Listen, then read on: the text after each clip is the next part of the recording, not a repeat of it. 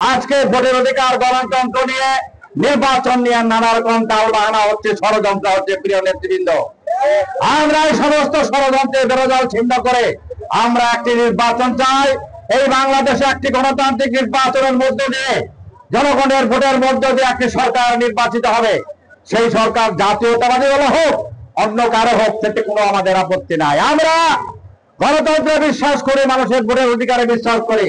তাই আজকে আমি বলবো, এই সরকার আজকে নানা রকম বৈষম্য বিরোধী আন্দোলনে যারা জীবন দিয়েছেন তারাও আজকে রাজপথে ছিলেন, তারা এখনো রাজপথে আছেন, আমরাও পথে আছি।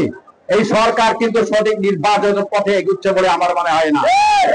তাই আজকে আমি স্পষ্ট করে বলতে চাই, এই অন্তর্বর্তীকালীন সরকার যদি এই নির্বাচন নিয়ে কোনো তালবাহানা করে, কোন রকম প্রচার করে, তাহলে আমরা যেভাবে এই স্বৈরাচার শেখ হাসিনার পতন ঘটিয়েছি একইভাবে আমরা আন্দোলনের মধ্যে দিয়ে আমরা নির্বাচন আদায় করব।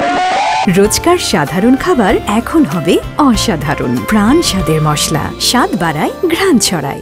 একইভাবে আমরা নির্বাচন আদায় করব। জনগণের অধিকার পুনঃ প্রতিষ্ঠা ছাড়া এই আন্দোলন, এই রক্তদান কোনটাই সাফল্যের মুখ দেবে না, সার্থক হবে না। তাই আজকে পতিত স্বৈরাচারের দোষর যারা, তারা কিন্তু আবারও ষড়যন্ত্র করবে এই গণতন্ত্র রক্ষার জন্য, নির্বাচন বানচালের জন্য। তাই প্রিয় নেতৃবৃন্দ, আপনারা এই প্রচন্ড গরমের মধ্যে এই রূপগঞ্জের বিভিন্ন এলাকা থেকে এখনো মিছিল আসছে, আপনাদের এই স্বতঃস্ফূর্ত অংশগ্রহণ যারা আজকে দেখবে তারা বুঝবে যে রূপগঞ্জের প্রত্যেকটি মানুষ জাতীয়তাবাদী দলের আদর্শে বিশ্বাসী। আমরা ঐক্যবদ্ধ, আমাদের শক্তি অটুট। আমরা ঐক্যবদ্ধ ছিলাম, আমরা ঐক্যবদ্ধ আছি, আমরা ঐক্যবদ্ধ থাকবো আমাদের জাতীয় প্রয়োজনে।